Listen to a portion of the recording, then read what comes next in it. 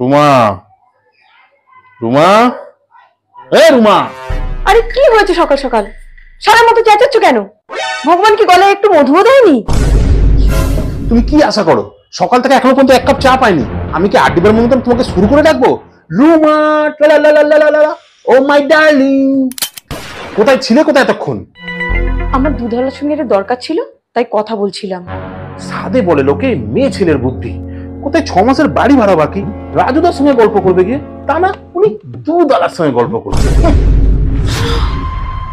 তোমার লজ্জা করে না? স্বামী হয়ে নিজের স্ত্রীকে পাঠাচ্ছ বাড়িওয়ালার কাছে গল্প করতে? কেন তোমার নিজের মুরদ নেই? 6 মাসের টাকা বাকি রেখেছো? আমি বললাম বলে গায়ে যেন ফসকা পড়ে গেল। আমি যেন কিছু জানি না ওনার। এই তুমি কি জানো? কি জানো তুমি আমার সম্বন্ধে? আমার সম্বন্ধে একটা বাজে কথা বলবে না কিন্তু, বলে দিচ্ছি। ছেলেটা পর্যন্ত সেদিনকে বলছিল, জানো তো বাবা, মানা অন্ধকারে দেখতে পায়। মানে মানেটা কি তুমি বোঝো না?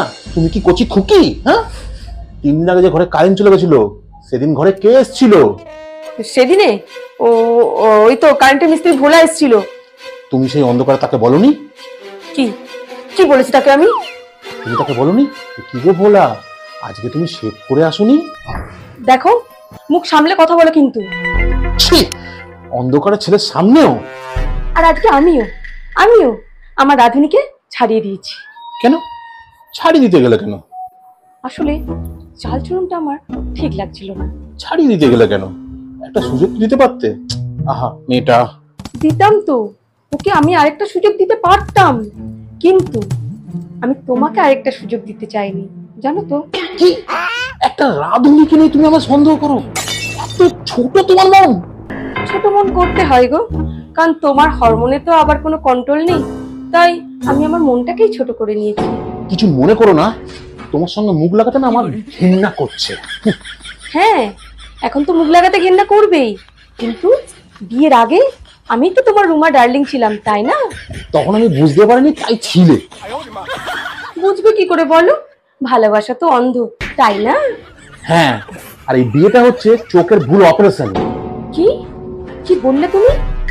9টা বছর ধরে তুমি আমার হাড় মাছ জ্বালিয়ে খেয়েছো, আর আজকে তোমার মনে হচ্ছে বিয়েটা ভুল?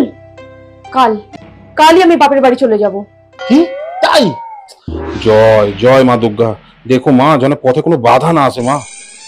না, আমি বাপের বাড়ি যাব না, আমি এখানেই থাকবো আর তোমার হাড় মাছ জ্বালিয়ে খাবো। আমি জানতাম তুমি কোনদিন সুখ সহ্য করতে পারবে না আমার।